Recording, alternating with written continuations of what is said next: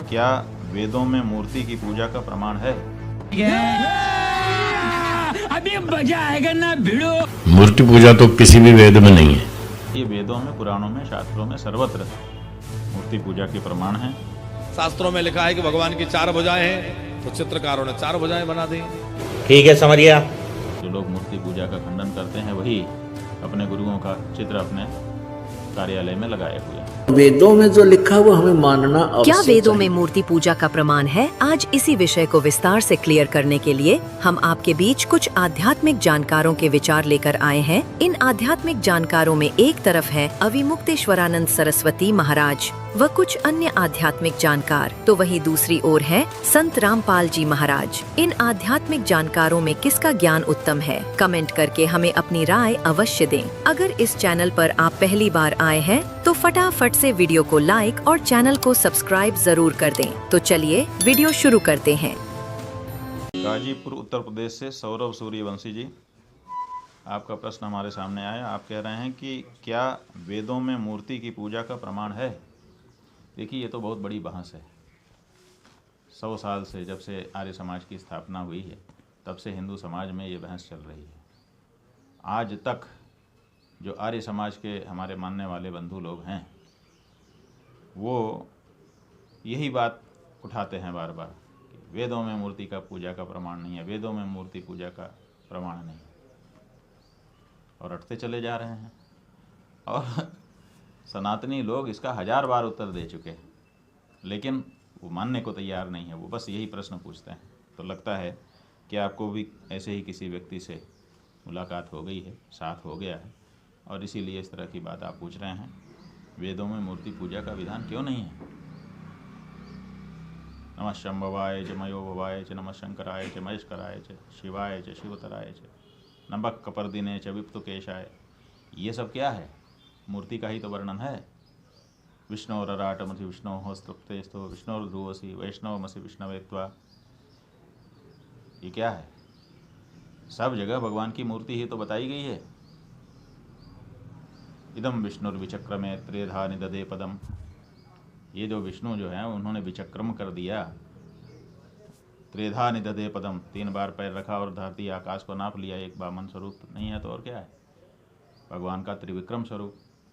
तो ये जो स्वरूप बताए जाते हैं कि आपकी आँख ऐसी है, आपकी नाक ऐसी है, आपका कान ऐसा है, ये किस चीज़ का बताया जाता है? मूर्ति का ही तो बताया जाता है। तो इसलिए वेदों में मूर्ति क्यों नहीं है? अब एक जगह पर वेद में आ गया नतस्य प्रतिमा अस्ति, उसको पकड़ लिया इन लोगों ने। अब पकड़ करके कहते हैं कि प्रतिमा नहीं है। प्रतिमा का मतलब तुम्हारे जैसा कोई दूसरा नहीं है, तुम अद्वितीय हो, अप्रतिम हो, ये कहने की आवश्यकता है। जो वेद कहना चाह रहा है उसको आप पीछे करके प्रतिमा शब्द को पकड़ करके लोगों को वर्गला रहे हैं। ये ठीक नहीं है। वेदों में, पुराणों में, हमारे सब धर्मशास्त्र में, और वैसे भी अगर देवता की उपासना करना है, ठीक है, वो निर्गुण है, निर्विकार भी है, लेकिन वो ज़रूरत पड़ने पे सगुण साकार होता है। तो सगुण साकार भी है, निर्गुण निराकार भी है, एक जगह पर भी है और सब जगह पर भी है। यही तो भगवान की विशेषता है। देखो, हम और आप एक जगह होकर के सब जगह नहीं हो सकते, और सब जगह होकर के किसी एक जगह नहीं हो सकते, लेकिन भगवान की यही तो विशेषता है कि वो सर्वसमर्थ हैं। वो कर्तुम अकर्तुम अन्यथा कर्तुम शक्त हैं, और वो विरुद्ध गुणों को धारण करते हैं। एक ही समय में वो सूर्य को भी धारण करते हैं, चंद्रमा को भी धारण करते हैं, और अंधकार को भी धारण करते हैं। हम और आप कर सकते हैं? हमारे पास ये व्यवस्था नहीं है। भगवान सर्वसमर्थ हैं। अगर ये हम स्वीकार नहीं करेंगे तो भगवान के सर्वसामर्थ्य को इनकार करते हुए हम दिखाई देंगे। इसलिए जब भगवान सर्वव्यापी हैं तो मूर्ति में क्यों नहीं है? क्या मूर्ति सर्व जगह से अलग होती है? अरे सब जगह हैं तो मूर्ति में भी हैं, तो आप मूर्ति कैसे खंडन कर सकते हैं? हाँ, ये ज़रूर है कि पूजने के लिए कहीं तो एक जगह पे ध्यान करना पड़ेगा, तो इसीलिए हम लोग मूर्ति में आवाहन करके पूजा कर लेते हैं, भावना बना लेते हैं। इतनी सी तो बात है, और क्या है? तो इसलिए वेदों में, पुराणों में, शास्त्रों में सर्वत्र मूर्ति पूजा के प्रमाण हैं, और सदा से मूर्ति हमारे यहाँ पूजा होती आई है। और भगवान का जो निर्गुण स्वरूप है उसका भी आराधन उपासन परंपरा से होता आया है। दोनों में कोई समस्या नहीं है। जो लोग एकांगी बनना चाहते हैं वो एकांगी बन नहीं सकते। जो लोग मूर्ति पूजा का खंडन करते हैं वही अपने गुरुओं का चित्र अपने कार्यालय में लगाए हुए हैं। जो आर्य समाज के हमारे बंधु हैं जिनके द्वारा ये बात बार बार उठाई जाती है कि वेदों में मूर्ति पूजा नहीं है, तो जब मूर्ति पूजा नहीं है तो आप दयानंद जी महाराज की मूर्ति क्यों, उनका चित्र क्यों अपने यहाँ रखे हुए, लेकिन हर कार्यालय में उनका चित्र लगाए रहेंगे और बाकी के चित्र के बारे में कहेंगे नहीं ये हो ही नहीं सकता। तो ये दोहरा मामला है। मुस्लिम हैं वो कहते हैं मूर्ति नहीं हो सकती, मूर्ति को हम तोड़ देंगे, तो फिर एक कमरे को चादर से ढक करके क्यों उसको परिक्रमा करते रहते हो? फिर तुमको जब तुम्हारा ईश्वर सर्वव्यापक है तो तुमको हज करने के लिए वहीं जाना क्यों पड़ता है? लेकिन इसका कोई जवाब नहीं देंगे। तो इसलिए आप किसी के बरगलावे में मत आइए, बहकावे मत आइए, भ्रम में मत पड़िए। आप निर्गुण निराकार के रूप में भी भगवान की आराधना उपासना कर सकते हैं, सगुण साकार के रूप में भी आराधना उपासना कर सकते हैं। केवल मूर्ति में ही नहीं, वो तो घट घट में बसता है। जहाँ आपकी भगवत बुद्धि बन जाए वहाँ आप पूजा करिए, कौन मना करता है? ये तो बुद्धि बनाने के लिए, भावना बनाने के लिए है, माहौल बनाने के लिए मन का, ताकि मन जो है सब जगह से हट करके भगवान में लग सके। किसी का पीपल के पेड़ में लग जाता है, किसी में भगवान है। किसी का गऊ में लग जाता है, किसी में सारे देवता विराजमान हैं। किसी का गंगा नदी में लग जाता है, वहीं पूजा का आरती करने लगता है। तो जहाँ जिसकी भावना बन जाए वहीं भगवान है कि नहीं है? तो भगवान तो सर्वव्यापी हैं, इसलिए मूर्ति में नहीं है ऐसा नहीं कह सकते।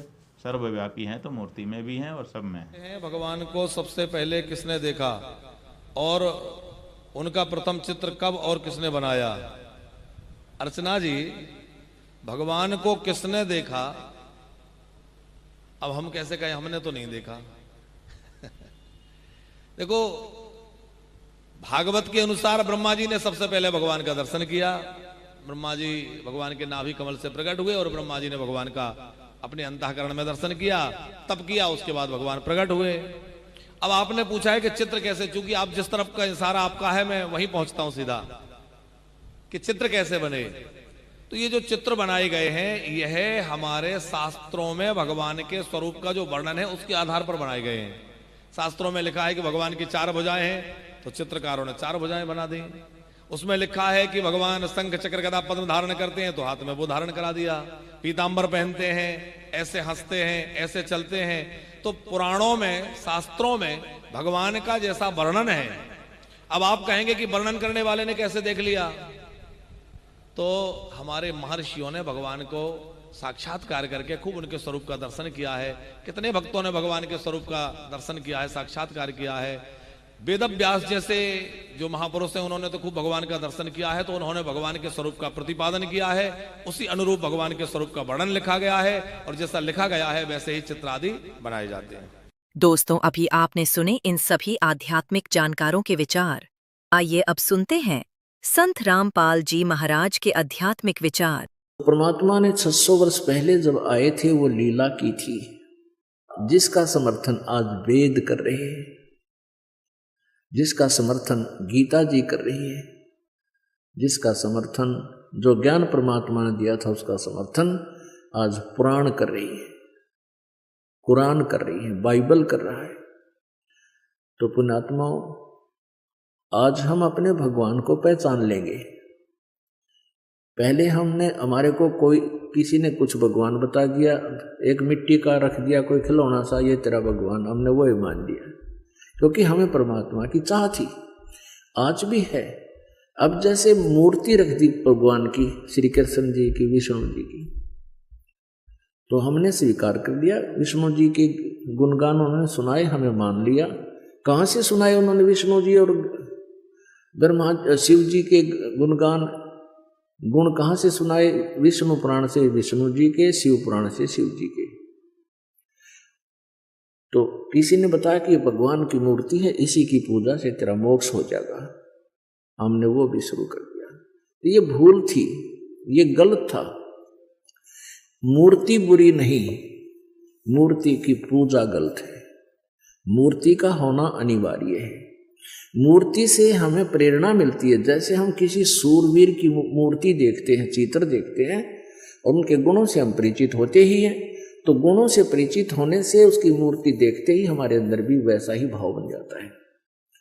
जैसे हम सेब की मूर्ति देखते हैं, आम का चित्र देखते हैं, आम की मूर्ति देखते हैं, तो हमारे अंदर उसके गुणों का ज्ञान होते ही उसको पाने की भी इच्छा बढ़ जाती है। तो ऐसे ही जो मूर्ति भगवान की, विष्णु जी की, शिव जी की, कृष्ण जी की, राम जी की, हमारे को हम जिसकी पूजा करते थे वो पूजा नहीं करनी थी, उसकी पूजा से हमें कोई लाभ नहीं होना था मूर्ति की। हमने उस मूर्ति वाले भगवान को पाना है।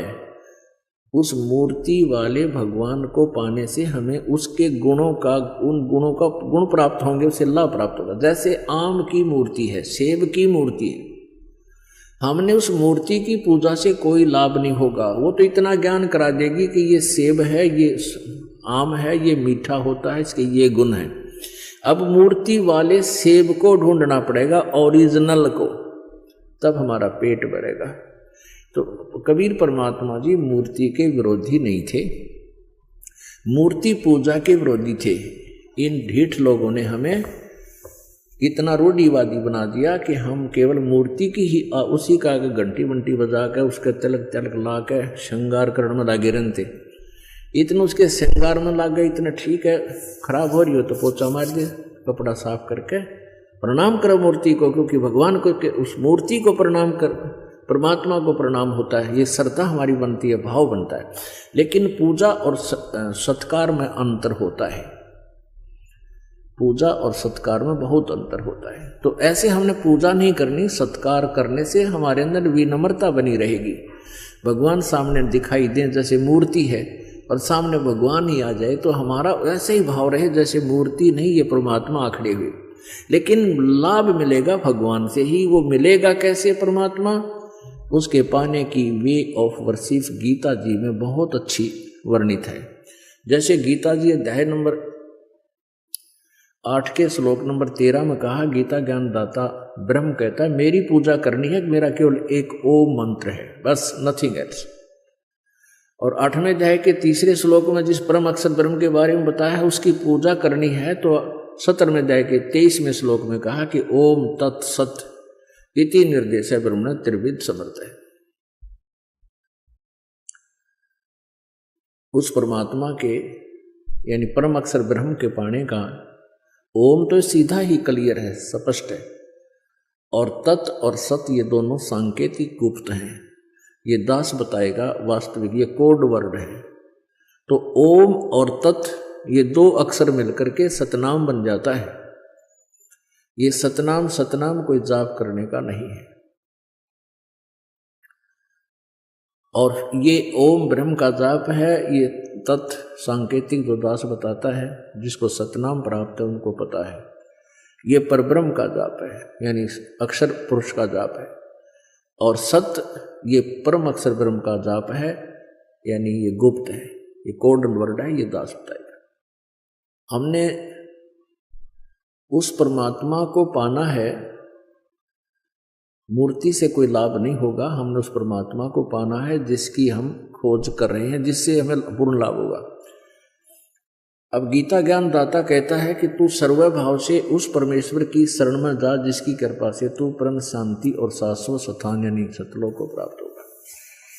हमारे को इन लोगों ने इतना भ्रमित कर दिया कि हमने किसी ने कुछ भी बता दिया, उसी को गॉड मान लिया और हम वहीं पर अपना जीवन बर्बाद करके चले गए।